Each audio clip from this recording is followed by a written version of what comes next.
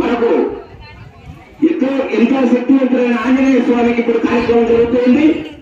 మరి ఆయనే మనకు ఎటువంటి చట్ట శక్తిని లభింపజేసే స్వామి వారు ఆంజనేయ స్వామి వారు. మరి ఆంజనేయ స్వామి వారికి అభిషేకం పాలతో తిరుగుతూ చేస్తూ ఉన్నారు. అందరూ కూడా చక్కగా వీక్షించాలి. లోపల మనం గర్భగుడిలో స్వామి వారికి చేస్తూ ఉన్నారు, బయట ఆంజనేయ స్వామి వారికి చేస్తున్నారు.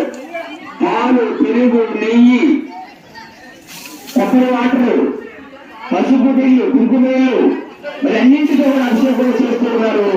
చక్కగా అందరూ కూడా నిశ్శబ్దంగా అందరూ కూడా వీక్షించవలసిందిగా కూర్చున్నాం.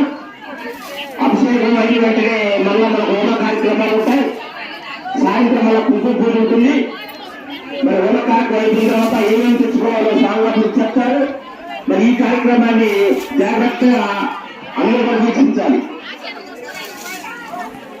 నిశ్శబ్దంగా ప్రశాంత వాతావరణంలో చేసుకోండి.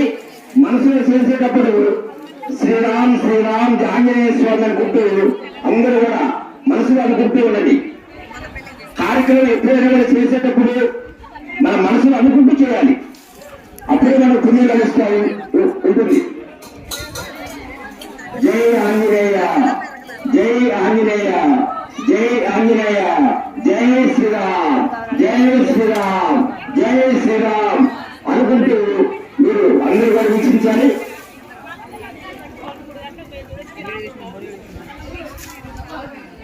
ఉత్సవ విగ్రహాలకు, ఆంజనేయ స్వామి విగ్రహాలకు, ప్రతిష్ట విగ్రహాలకు అభిషేక కార్యక్రమాలు జరుగుతూ ఉన్నాయి.